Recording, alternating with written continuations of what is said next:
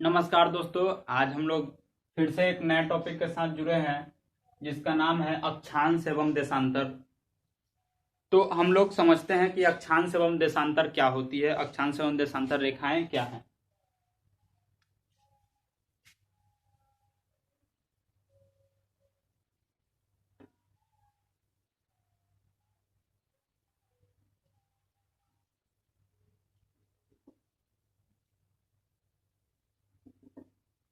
हम लोग अक्षांश एवं देशांतर रेखा को समझने के लिए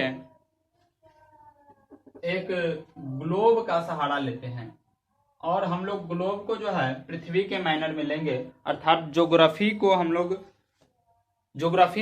लोग समझने के लिए जो है एक ग्लोब की आवश्यकता होती है। एक ग्लोब लिए, ग्लोब जो है यहाँ पे पृथ्वी को इंडिकेट करता है और हम लोग पृथ्वी के बारे में समझेंगे, अर्थात ग्लोब के माध्यम से ही हम लोग पृथ्वी को समझते हैं।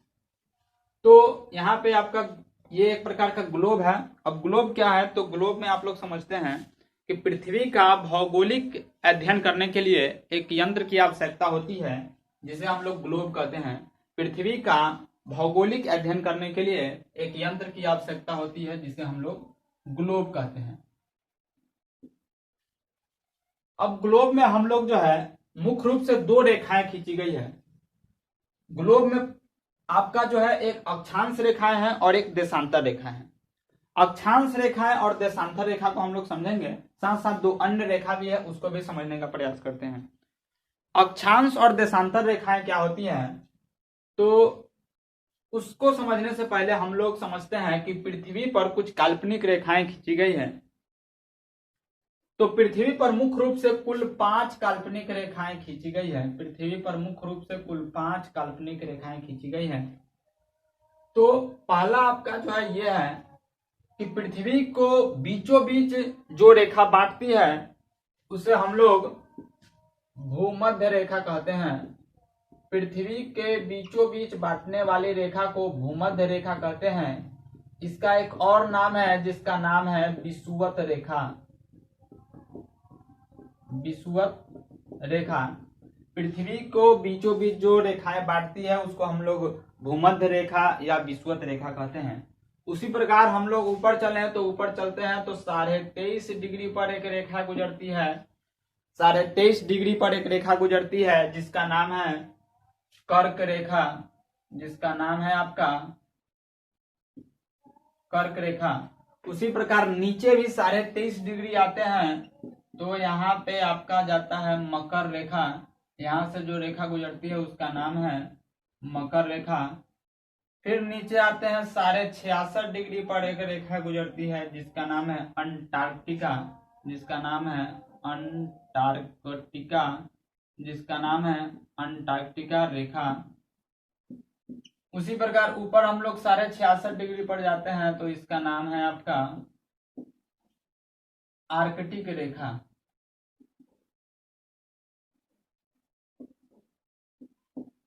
पृथ्वी के बीचों बीच से जो रेखा गुजरती है उसे विषुवत रेखा कहते हैं। पृथ्वी से 23.5 डिग्री ऊपर एक रेखा गुजरती है जिसका नाम कर्क रेखा है। पृथ्वी के ऊपर 66.5 डिग्री पर एक रेखा गुजरती है जिसका नाम आर्कटिक रेखा है। नीचे पृथ्वी पर 23.5 डिग्री पर एक रेखा गुजरती है जिसका नाम मकर रेखा है। साथ ही नीचे 66.5 डिग्री पर एक रेखा गुजरती है जिसका नाम आर्कटिक रेखा है। ये रेखाएं आपस में समानांतर हैं। हम कह सकते हैं कि पृथ्वी पर कुल 5 रेखाएं खींची गई है मुख्य रूप से। कुल 5 रेखाएं खींची गई है मुख्य रूप से। पृथ्वी पर कुल 5 रेखाएं खींची गई है जो क्रम से 0 डिग्री, 23.5 डिग्री, 66.5 डिग्री है। अब हम लोग समझते हैं कि अक्षांश और देशांतर क्या होती है। अक्षांश और देशांतर क्या है, तो पहले हम लोग समझते हैं कि अक्षांश क्या है।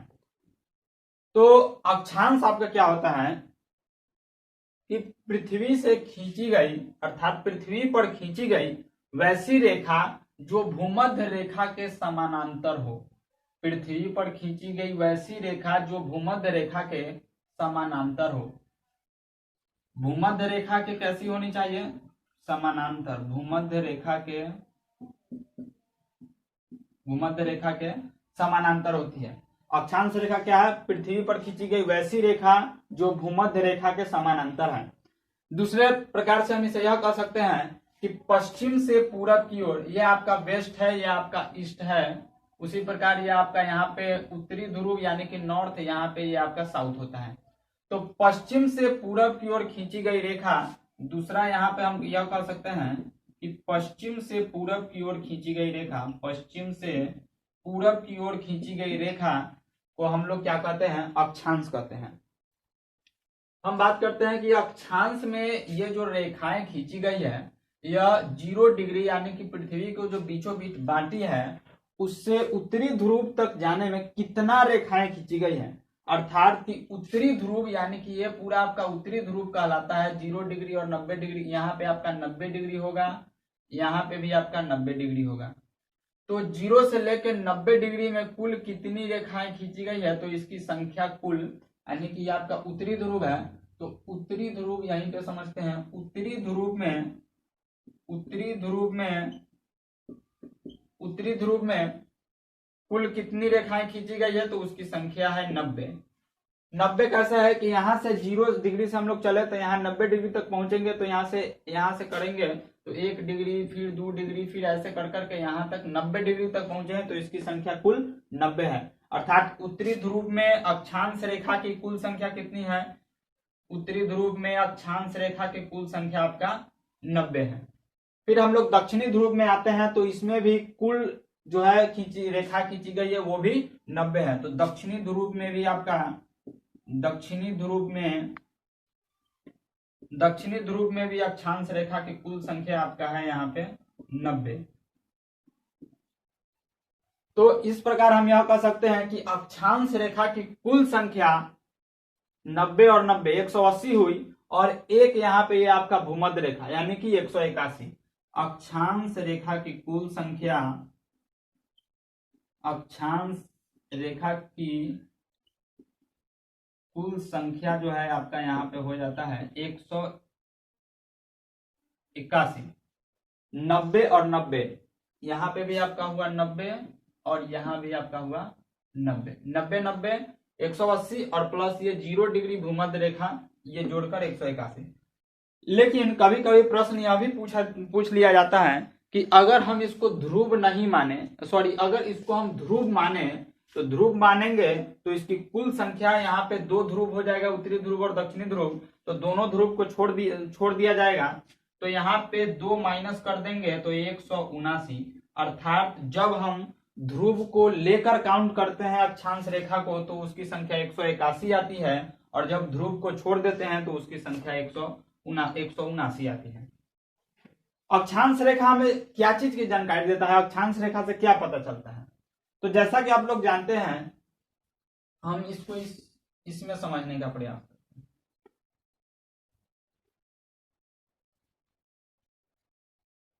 ये आपका 0 डिग्री हुआ, और ये यहाँ पे गई एक रेखा, इसका नाम है आपका कर्क रेखा, और ये यहाँ पे गई मकर रेखा। अक्षांश रेखा हमें क्या बताता है, तो जैसा कि आप लोग जानते हैं कि सूर्य जो है यहाँ पे लंबवत होता है, यानी सूर्य जो है आपका पाया जाता है विषुवत रेखा पे। सूर्य कहाँ पे स्थित होता है, यानी कि सूर्य की किरणें लंबवत कहाँ पड़ती है, विषुवत रेखा पर। तो सूर्य जो है इसे यहाँ से यहाँ तक गमन करता है, यानी कि सूर्य का गमन यहाँ पे हो जाता है कर्क रेखा, और नीचे आप आइएगा तो ये हो जाता है आपका मकर रेखा। और यहाँ पे सूर्य कहां से कहां तक जाएगा, तो सूर्य जो है यहाँ अक्षांश सूर्य जो है आपका विषुवत रेखा से कर्क रेखा तक जाएगा, और मकर नीचे में मकर रेखा तक रहेगा। तो यहाँ पे जानकारी क्या देता है, तो जहां पे सूर्य होगा गर्मी भी वहीं पे पड़ेगी, तो यानी कि अधिकतर देश यहीं पे आपको मिलेंगे जो मतलब कि जहां पे अत्यधिक गर्मी पड़ती है। तो यहाँ पे ये सूर्य जो है इसी बीच में गमन करता है। तो सूर्य की लंबवत किरणें कहाँ पड़ती है, तो ये एरिया में आपका लंबवत किरणें पड़ती है। और यहाँ पे क्या पड़ती है, यानी कि ये जो 2 रेखाएं हैं, यहाँ पे आर्कटिक और अंटार्कटिक, तो इसमें जो है सूर्य की तिरछी किरणें पड़ती है, क्योंकि सूर्य यहाँ पे उपस्थित नहीं होता है, अर्थात सूर्य की रोशनी वहां पे उपस्थित नहीं हो पाएगी, तो इसीलिए जो है यहाँ पे सूर्य की तिरछी किरणें उपलब्ध होती है। अब बताइए कि सूर्य की तिरछी किरणें उपलब्ध होगी तो क्या वहां पे गर्मी पड़ेगी? तो वहां पे गर्मी नहीं पड़ेगी, अपेक्षाकृत बहुत कम पड़ेगी। तो सूर्य जो है यहां से यहां तक पहुंचते पहुंचते यहाँ जो है आपका 21 जून को पहुंचता है। तो 21 जून को जो है सबसे बड़ा दिन होता है उत्तरी ध्रुव में। उत्तरी ध्रुव में अर्थात उत्तरी गोलार्ध में 21 जून को सूर्य जो है कर्क रेखा पर पहुंचता है, इसीलिए जो है यहाँ पे सबसे बड़ा दिन होता है। 21 जून को सबसे बड़ा दिन होता है। कर्क रेखा पर 21 जून को सबसे बड़ा दिन है, अर्थात यहाँ इस कर्क रेखा पर जितने भी देश हैं, जितने भी देश स्थित है वहां का जो है सबसे बड़ा दिन होगा 21 जून को। उसके बाद मकर रेखा पे यहां तक जब सूर्य आती है, तो सूर्य जब मकर रेखा पे पहुंचती है तो ये आपका आ जाता है 22 दिसंबर, और 22 दिसंबर को सबसे बड़ा दिन पाया जाता है। सबसे बड़ा दिन होता है यहाँ पे मकर रेखा पर स्थित देश के लिए। 22 दिसंबर को सबसे बड़ा दिन होता है। तो अक्षांश रेखा एक्चुअली बताया क्या? अक्षांश रेखा बताएगा आपका जलवायु और मौसम के बारे में। यह क्या बताता है? तो यहाँ पे आपका बताता है जलवायु और मौसम के बारे में। जलवायु और मौसम ये कैसे? क्योंकि जैसे जैसे हम पृथ्वी के ऊपर जैसे जैसे हम विषुवत रेखा के ऊपर जाएंगे, तो सूर्य जैसे ऊपर जाएगा तो नीचे वाला एरिया का टेम्परेचर धीरे धीरे घटते जाएगा। तो घटते जाएगा इसका मतलब है कि वहां पे ठंड होगी, अर्थात वहां की जलवायु धीरे धीरे कैसी होगी? ठंडी। और मौसम में भी बदलाव आएगा। अगर जैसे कि सूर्य अगर मान लीजिए कि दिन में सूर्य उग रहा है तो दिन में अपेक्षाकृत गर्मी पड़ती है, लेकिन अगर सूर्य रात में तो अस्त हो जाता है तो रात में थोड़ा ठंडी पड़ती है। तो इसीलिए जो है यह जलवायु और मौसम की जानकारी देता है, क्योंकि सूर्य इस बीच में जो है गतिमान होता है। अब अक्षांश रेखा हम लोग समझ गए कि अक्षांश रेखा भूमध्य रेखा खींची गई समानांतर रेखा, अर्थात पश्चिम से पूरब की ओर खींची गई रेखा है। और इसकी कुल संख्या जो है अगर दोनों ध्रुव को लें तो 181 होती है, दोनों ध्रुव को छोड़ दिया जाए तो यहाँ पे 179 होती है। अब ये भी हम लोग समझ गए कि अक्षांश रेखा ये सभी, ये आपका कर्क रेखा भी एक अक्षांश रेखा है, ये मकर रेखा भी आपका अक्षांश रेखा है। ये आपस में समानांतर होती है। अक्षांश रेखाएं क्या होती है? अक्षांश रेखा जो है, अक्षांश रेखा समानांतर होती है, ये एक दूसरे के समानांतर है। तो अब हम लोग समझने का प्रयास करते हैं, जिनको स्क्रीनशॉट लेना है ले सकते हैं। अब हम लोग समझने का प्रयास करते हैं देशांतर क्या होता है। देशांतर रेखाएं, देशांतर रेखा क्या होती है? तो देशांतर रेखा को समझने के लिए हम लोग फिर से एक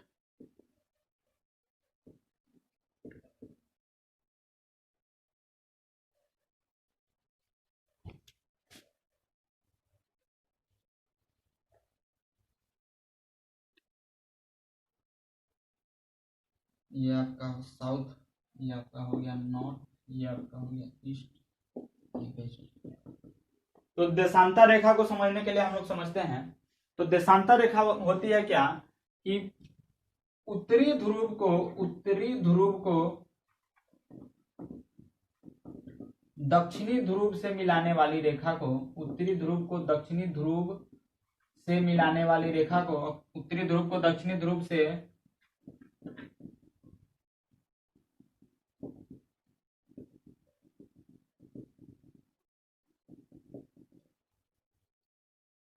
उत्तरी ध्रुव को दक्षिणी ध्रुव से मिलाने वाली रेखा को हम लोग देशांतर रेखा कहते हैं। ये आपका उत्तरी ध्रुव है और ये आपका होता है दक्षिणी ध्रुव। तो कुछ इस प्रकार से बनता है। तो उत्तरी ध्रुव को दक्षिणी ध्रुव से मिलाने वाली रेखा को क्या कहते हैं? ये आपका क्या होता है? ये आपका होता है देशांतर रेखा। उत्तरी ध्रुव को दक्षिणी ध्रुव से मिलाने वाली रेखा को देशांतर रेखा कहते हैं।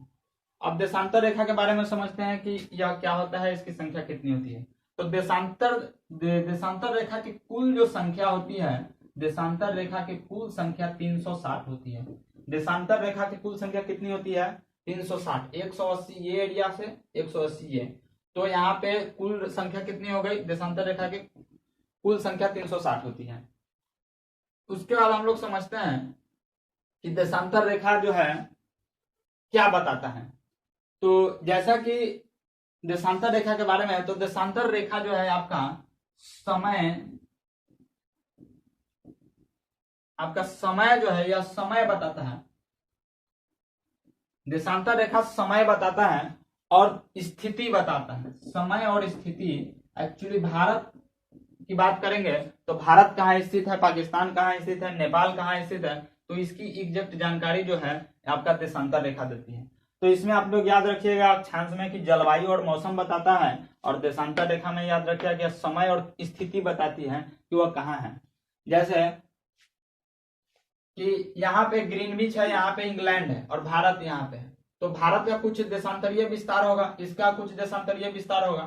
तो अगर मेरा पिछला वीडियो आप लोगों ने नहीं देखा है तो उसको देख लीजिएगा, उसमें मैंने बताया है स्थिति के बारे में कि कैसे निकालते हैं और कहाँ पे पाया जाता है। तो यहाँ पे देशांतर रेखा जो है समय और स्थिति बताता है। दूसरा चीज हम इसमें समझते हैं कुछ और टेक्निकल टर्म्स को, कि यहाँ पे जो है जैसे जैसे हम ध्रुव की तरफ बढ़ते हैं, एक ध्रुव की तरफ बढ़ते हैं, तो यहाँ पे देखिएगा तो शुरुआत होता है यहाँ पे नजदीक से, लेकिन जैसे जैसे हम बढ़ रहे हैं तो ये दूरी यहाँ पे इतना थी और ये फिर यहाँ यानी कि सबसे अधिक आपका यहाँ पे हो गई।